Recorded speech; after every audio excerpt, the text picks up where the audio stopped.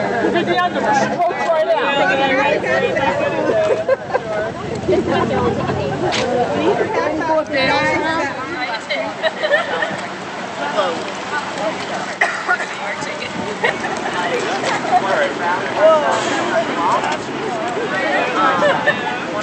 I actually sent out a reminder email. Buenas tardes, me llamo Karen López, soy la consejera latina de Safe Passage y las quiero agradecer por estar aquí con nosotros. Bienvenidos a la marcha de las novias. Good afternoon, my name is Karen Lopez, I'm the Lieutenant Advocate with Safe Passage, and I would like to welcome you to the Bride's March.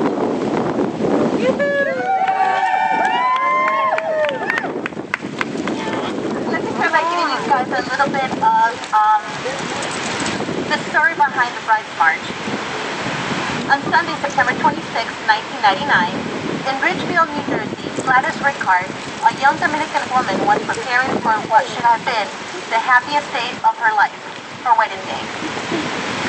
As she stood in her wedding gown, posing for photos surrounded by family and friends, Agustin Garcia, her abusive ex-husband, bursted into the house and fatally shooting her to death.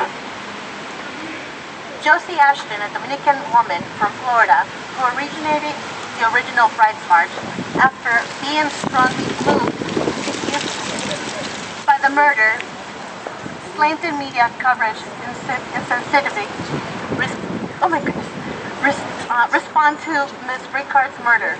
Josie resigned her job, sacrificed more than 2 months of her life away from family to walk in a wedding gown down the East Coast, from New Jersey to Miami, and attempted to draw attention to the horror of domestic violence. On September 26, 2001, the first Bride's March was held in New York City. October 29, 2001, the jury in the murder trial of Agustin Garcia found him guilty, and he was sentenced to life in prison. Since then, there has been many annual Bride's March in New York, all over the country, and all over the world. This is the second biannual Bride's March in the Pioneer Valley, and we would like to thank you for being here to stand against domestic violence.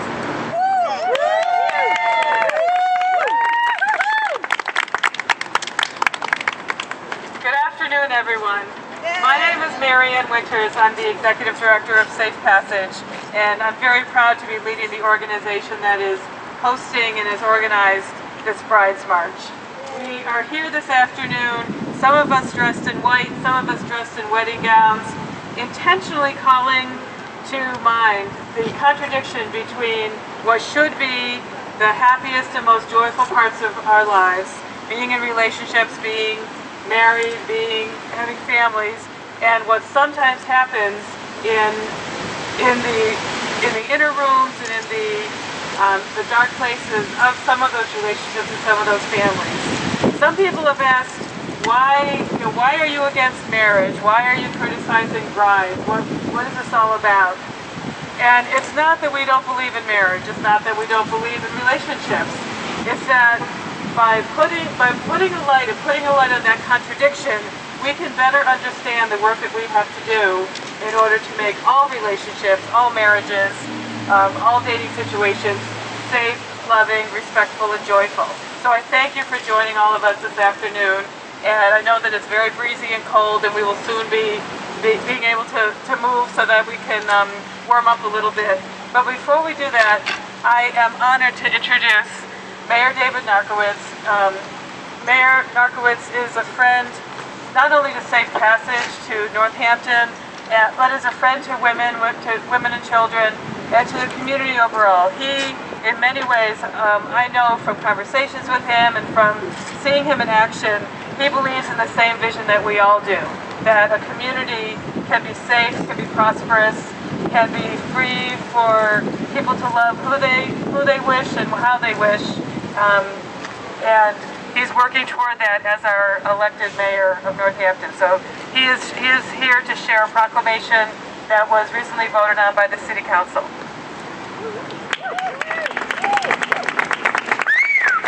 First time I've got to use one of these things. It's kind of interesting.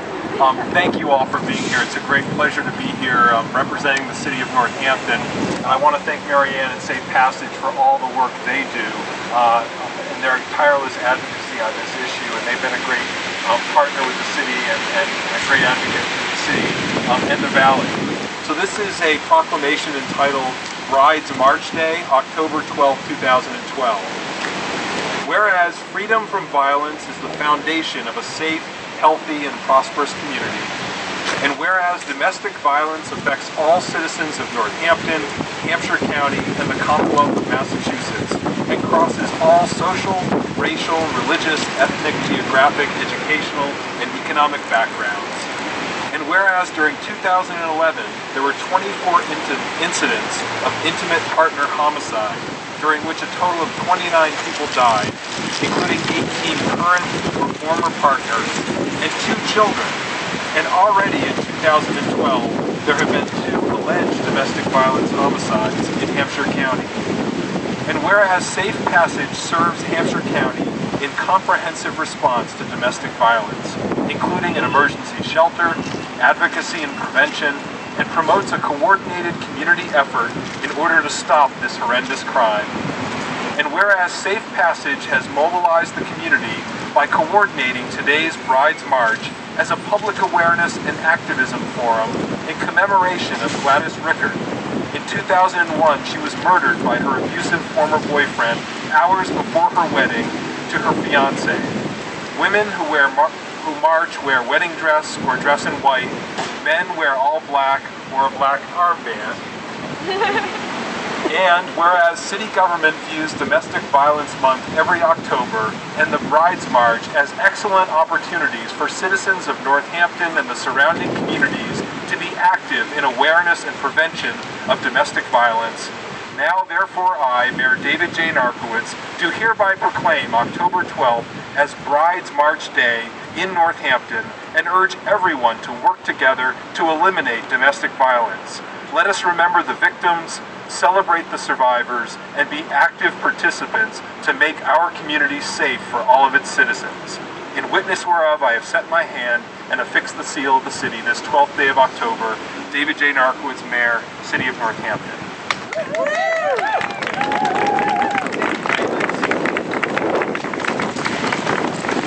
Thank you so much, Mayor. Melanie? Next, I'd like to introduce a woman of strength and commitment and compassion, Melanie Nunez. When Melanie was 20, she started a domestic violence project called the Jasmine Nunez Foundation in memory of her sister who was killed a year and a half ago at the hands of her boyfriend. We welcome Melanie to our Brides March. So like she said, my name's Melanie. I started a project in memory of my sister about a year ago.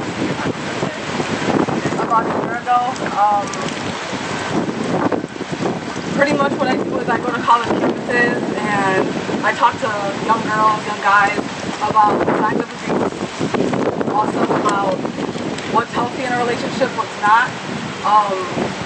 I think that holding events like this are great because it spreads awareness, and awareness can eventually lead to prevention. So that's pretty much what our goal is as far as the project goes.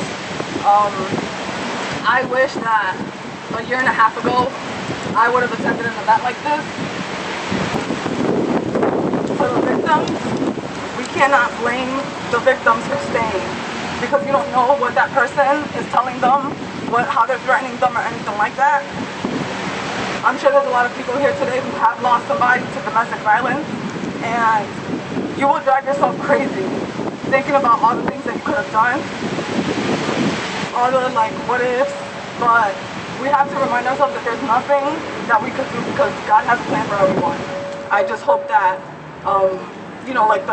the reason that I do all of this is so that if I can touch one person in the audience, like today, if I can touch one person's life today, then I know that my sister's death wasn't in vain. And I can, bring awareness. I can show them that, I didn't go through it, I've never been abused, but I lost someone very, very close to me. And through this, I've gotten to meet a lot of people, and you know, it's a topic that is very sensitive, and it's such a secret. Like, it's so much deeper than what people see, because it's things that go on behind closed doors and you don't know. So it's like, how do you stop something that you don't know? We can't keep blaming the person that's staying. Okay, what about the person that's doing it? And it's not just women, it's men too, and it's children, and it's, you know, a lot of people. That's why, you know, the way to start is by talking, doing things like this and talking. Thank you. Next, I'd like to introduce Tom Schiff. He's the co-founder and director of Fallacies, LLC, an organization dedicated to creating and supporting healthy masculinities. I want to thank St. Patrick's for organizing this event and for all the amazing work that they do in our community. I want to thank all of you for being here, and also for all of the women who have been doing this work for so many years to try to bring safety and justice to our communities. I got asked by Karen Lopez to speak from a man's perspective. I believe that's what you said. And I can only speak for myself, actually. And I don't see a lot of other men go, I just see a few. And that's always disappointing at events like this, because this is as much our issue as it is anybody's, particularly because most of the time we are the ones who are committing that violence. We know that most of the violence is committed, most of the domestic violence is committed in the world, and all violence really is committed by men, but most of us are not violent. But most of us also don't speak out about it, and we need to speak out and speak up. Our last speaker is Milta, who is on her way to my left. Milta Vazquez is the Domestic Violence Coordinator at the Springfield Police Department in the Special Victims Unit. Thank you very much for having me. I brought a special guest today. I have Carmen Roman with me. Her daughter, Jessica Rojas, was just murdered in March, was stabbed to death at a very young age. Was left with 4 children. The grandma's raising one of the children. As he was saying that men need to step up to the plate, I've seen a lot of officers step up to the plate, and they come up to me. They know that when I first started there, it was like, oh, here she comes, a tree hugger, she's going to tell us what to do. And when they heard my story, they took me under their wing. I'm a civilian in the building, but I'm a civilian with a badge. They went out and bought me a badge. I get to drive police cars. I go to the scenes with them. I get to take photos. I get to help victims. I get to bring victims to court, and they back me up. If I say, hey, I need help with this victim, they're there. They're not like, oh, brother-in-law, here we go again. They're like right there with me. There's major changes by bounds. I'm blessed to have this job, and I wouldn't change it for the world. Milta, thank you very much. At this point, I think we're ready to start moving and start the walk, and I want to ask Karen which way we're going. So with that, we start the Bride's March. All right, no excuse for abuse.